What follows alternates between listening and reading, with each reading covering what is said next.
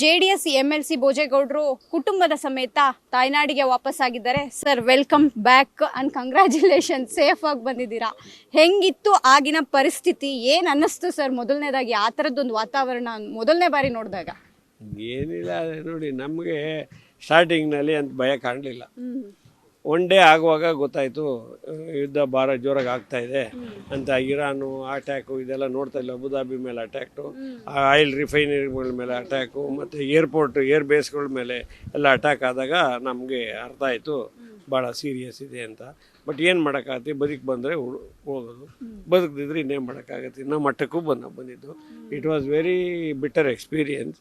And ನಮ್ಮ Indian embassy they should come forward immediately. ಆ ಸಮಯದಲ್ಲಿ ನಮ್ಮಂಥವ್ರಿಗೆ, ಆ ಇಂಡಿಯನ್ಸ್ ಯಾರ್ಯಾರು ಇದ್ದರೂ ಅವ್ರಿಗೆ ಧೈರ್ಯ ಹೇಳಿ, ಅವರಿಗೆ ಅವ್ರೇನು ಫ್ಲೈಟ್ ಕಳ್ಸೋಕೆ ಆಗ್ತಿರ್ಲಿಲ್ಲ ಬಿಡಿ, ಏರ್ ಬೇಸೇ ಇಲ್ಲ ಮೇಲೆ ಯಾರು ತಾನು ಏನು ಮಾಡ್ತಾರೆ, ಯಾವ ಗೌರ್ಮೆಂಟ್ ಏನು ಮಾಡೋಕ್ಕಲ್ಲ. ಆದರೆ ಅಲ್ಲಿ ವೀಸಾ ಇಲ್ಲದೆ ಏರ್ಪೋರ್ಟ್ ಒಳಗೆ ಓಲ್ ನೈಟ್ ಇದ್ರಲ್ಲ ಅಂಥವ್ರನ್ನೆಲ್ಲ ಒಂದು ಸೆಕೆಂಡಲ್ಲಿ ಕರ್ಕೊಂಬರ್ಬೋದಲ್ಲ ಎಂಬೆಸಿ ಮನ್ಸು ಮಾಡಿದರೆ. ಆನ್ ದಿ ಸ್ಪಾಟ್ ಇಶ್ಯೂ ಮಾಡಿ ಅವರೆಲ್ಲ ಡೀಟೇಲ್ಸ್ ಎಲ್ಲ ತಗೊಂಡು ನನಗೇನೋ ಅಮೇರಿಕನ್ ವೀಸಾ ಇತ್ತು, ಐ ಕೇಮ್ ಔಟ್, ಇನ್ನೂ ತೊಂದರೆ ಇಲ್ಲ.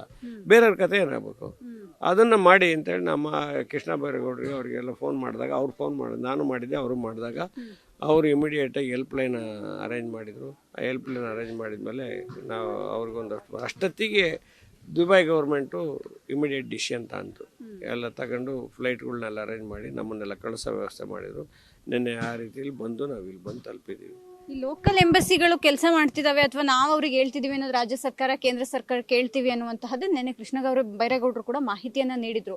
ವರ್ಕೇ ಆಗ್ಲಿಲ್ವಾ ಸರ್ ಹಂಗಾದ್ರೆ ಲೋಕಲ್ ಎಂಬಸಿಗಳು? ಎಂಬಸಿ ಅವರು ಹಂಗಿದ್ರೆ, ಲೋಕಲ್ ಎಂಬಸಿ ಕರೆಕ್ಟಾಗಿ ಕೆಲಸ ಮಾಡಿದರೆ, why our peoples are spend whole night in the airport?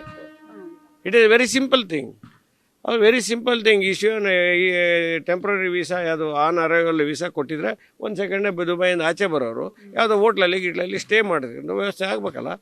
ನೀವು ಮನಸ್ಸೇ ಮಾಡಲಿಲ್ಲ. ರಾತ್ರಿ ಎಲ್ಲ ಪಾಪ ಅವ್ರ ಕಾಳು ಹೆಂಡತಿ ಮಕ್ಕಳು, ಅವ್ರ ಜೊತೆಲಿ ಸಣ್ಣ ಮಕ್ಕಳು ರೀ. ನೀವು ನೋಡ್ಬೇಕು, ರಾತ್ರಿ ನಮ್ಮ ಫ್ಲೈಟಲ್ಲಿ ಬರುವಾಗ ಸುಮಾರು ಒಂದು 10-20 ಮಕ್ಕಳೇ ಇದ್ದರು, ಸಣ್ಣ ಮಕ್ಕಳೆಲ್ಲ. ಆಯಿತಾ? ಅಂಥವ್ರ ಪರಿಸ್ಥಿತಿ ಏನಾಗಬೇಕು? ಏರ್ಪೋರ್ಟಲ್ಲಿ ಕಳೆಯೋಕ್ಕಾಗ ನನಗೇನೋ ಬೇಕಾದ ಜನ ಸ್ನೇಹಿತರಿದ್ದಾರೆ, ನಾನು ಹೆಂಗೋ ಹೋಗಿ ಎಲ್ಲ ಒಂದು ಕಡೆ ಇರ್ತೀನಿ, ಯಾರು ಇನ್ಫ್ಲೂಯೆನ್ಸ್ ಇದೆ ಅವ್ರಿಗೆಲ್ಲ ಹೋಗಿದ್ದಾರೆ. ಇಲ್ಲದಿದ್ದರೆ ಕಥೆಯೇನು? ಅಂಥವ್ರನ್ನ ನೋಡಿ ಬಂದು ಅವ್ರು ಏನಿಲ್ಲ, ಏರ್ಪೋರ್ಟ್ ಖಾಲಿ ಮಾಡಬೇಕು ಅಂತಿದ್ರೆ ಏರ್ಪೋರ್ಟಲ್ಲಿ temporary visa on arrival visa arrange ಮಾಡಿದರೆ ಅವರೆಲ್ಲ ಬಂದು ಹೋಟ್ಲಲ್ಲಿ ಅವ್ರ ದುಡ್ಡಲ್ಲೇ ಬಂದು ಸೇರ್ಕೊಳ್ಳೋರು. ಎಮಿರೇಟ್ಸ್ ಅವ್ರು ಮಾತ್ರ ಎಲ್ಲರಿಗೂ ಹೋಟ್ಲ್ ಅರೇಂಜ್ ಮಾಡಿದರು. ಬಟ್ ನಾವು ನಮ್ಮ ಲೀಡ್ರು ಕುಮಾರಸ್ವಾಮಿ ಅವರು ನನಗೆ ಇಮಿಡಿಯೇಟಾಗಿ ಅಲ್ಲಿ ಹೋಟ್ಲ್ ಅರೇಂಜ್ ಮಾಡಿಕೊಟ್ರು. ಚೀಫ್ ಮಿನಿಸ್ಟ್ರು ಫೋನ್ ಮಾಡಿದರು, ಹೋಮ್ ಮಿನಿಸ್ಟ್ರು ಫೋನ್ ಮಾಡಿದರು, ಸಿದ್ದರಾಮಯ್ಯ ಮಾಡಿದರು, ಪರಮೇಶ್ವರ್ ಮಾಡಿದರು, ನಮ್ಮ ಕೃಷ್ಣ ಬೈರೇಗೌಡರು, HK ಪಾಟೀಲ್ ಅವರೆಲ್ಲ ಇಮಿಡಿಯೇಟ್ ಆ್ಯಕ್ಷನ್ ಮಾಡಿದರು. ಪಾಪ ಅಷ್ಟೊತ್ತಿಗೆ ದುಬೈ ಗೌರ್ಮೆಂಟ್ ಅಲರ್ಟ್ ಆಗಿ ಇನ್ನು ಸರಿಯಾಗಲ್ಲ ಅಂತ took A very bold step and sending all Emirates ಎಲ್ಲೆಲ್ಲಿ ಹೊರಗಡೆ ಸ್ಟ್ರಕ್ ಆಗಿದ್ದು ಅವನ್ನೆಲ್ಲ ವಾಪಸ್ ಕರೆಸ್ಕೊಂಡು ನಮ್ಮನ್ನೆಲ್ಲ ವಾಪಸ್ ಕಳಿಸ್ಕೊಟ್ರು.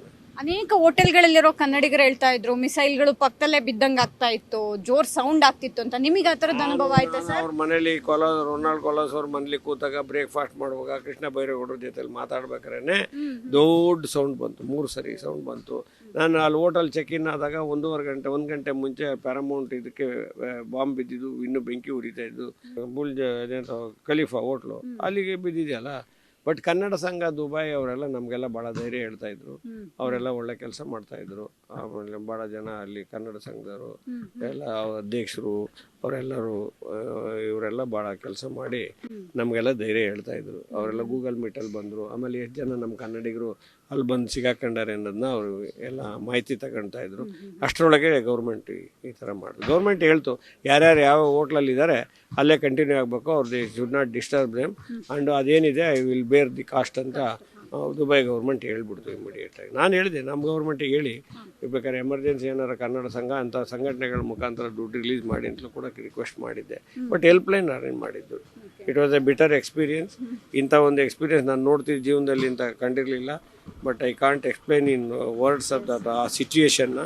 ಬಟ್ ಅಂಥ ಸಿಚುಯೇಷನ್ನ ಭಗವಂತನ ಆಶೀರ್ವಾದ, ದೇವರ ಆಶೀರ್ವಾದ, ಅನೇಕ ಜನ ನಮ್ಮನ್ನು ಬರಲಿ ವಾಪಸ್ಸು ಸುರಕ್ಷಿತವಾಗಿ ಬರಲಿ ಅಂತ ಬೇಡಿದ್ದಾರೆ. ಅವರಿಗೆಲ್ಲ ತುಂಬ ಹೃದಯದ ಕೃತಜ್ಞತೆಗಳನ್ನ ಈ ಸಂದರ್ಭದಲ್ಲಿ ಹೇಳ್ತೀನಿ. ಇದೆಲ್ಲ ನೋಡಿದಾಗ ನಮ್ಮ ದೇಶ, ನಮ್ಮ ರಾಜ್ಯ ಕರ್ನಾಟಕ ಎಷ್ಟು ಸೇಫ್ ಅನಿಸ್ತಿದೆ ಸರ್ ನಿಮ್ಗೆ? ನಾವು ನೋಡ್ರಿ, ಭಗವಂತ ನಮ್ಮನ್ನ ಇಲ್ಲಿ ಜನ್ಮ ಕೊಟ್ಟಿದ್ದಾನೆ ಈ ಭಾರತ ಭೂಮಿಯಲ್ಲಿ. ನಾವು ಭಾಳ ಪುಣ್ಯವಂತರಿದ್ದೀವಿ. ನಮಗೆ ಅಂಥದ್ದೊಂದು ಕೆಲಾಮಿಟಿ ಆದರೆ ನಾವು ಉಳಿಯೋಕ್ಕೆ ಸಾಧ್ಯ ಇಲ್ಲ. ಭಗವಂತ ನಮ್ಮನ್ನು ಸೇಫೆಸ್ಟ್ ಪ್ಲೇಸಲ್ಲಿ ಇಟ್ಟಿದ್ದಾನೆ. ನಮ್ಮಂಗೆ ಫ್ರೀಡಮ್ಮಾಗಿ ನಮಗೆ ನಿಂತಿದ್ದ ಜಾಗದಲ್ಲಿ ಎಲ್ಲದನ್ನು ಪಡ್ಕೊಳ್ತಕ್ಕಂಥ ಇದನ್ನು ನಮ್ಗೆ ಭಗವಂತ ಕೊಟ್ಟಿದ್ದಾನೆ. ಹಂಗಾಗಿ ಈ ಭೂಮಿಲಿ ಹುಟ್ಟಿದ್ದು ನಾವೇ ಧನ್ಯರು ಅಂತ ಹೇಳ್ತೀನಿ. ಇದಿಷ್ಟು MLC ಭೋಜೇಗೌಡರ ಮಾತು. ಭಾರತ ದೇಶ, ನಮ್ಮ ದೇಶದಲ್ಲಿ, ನಮ್ಮ ಜಾಗದಲ್ಲಿ ಹುಟ್ಟಿರುವಂಥ ನಾವೇ ಧನ್ಯರು. ಯಾಕಂದರೆ ಅಂತಹದ್ದೊಂದು ಪರಿಸ್ಥಿತಿಯನ್ನು ನಾವು ಹಿಂದೆಂದೂ ನೋಡೋದಕ್ಕೂ ಕೂಡ ಸಾಧ್ಯ ಆಗೋದಿಲ್ಲ. ಆದರೆ ಸುರಕ್ಷಿತವಾಗಿ ನಮ್ಮ ತಾಯ್ನಾಡಿಗೆ ನಾವು ವಾಪಸ್ ಬಂದಿದ್ದೇವೆ, ಅದಕ್ಕೆ ನಾವು ಕೃತಜ್ಞತೆ ಅನ್ನುವಂತಹದ್ದನ್ನು ಅವ್ರು ಹೇಳ್ತಿದ್ದಾರೆ. ಕ್ಯಾಮ್ರಾಮನ್ ಗಂಗಾಧರ್ ಜೊತೆ ದೀಪಾ ಕುಕ್ಕುವಾಡ, ಅಶ್ವವೇಗ ನ್ಯೂಸ್, ಬೆಂಗಳೂರು.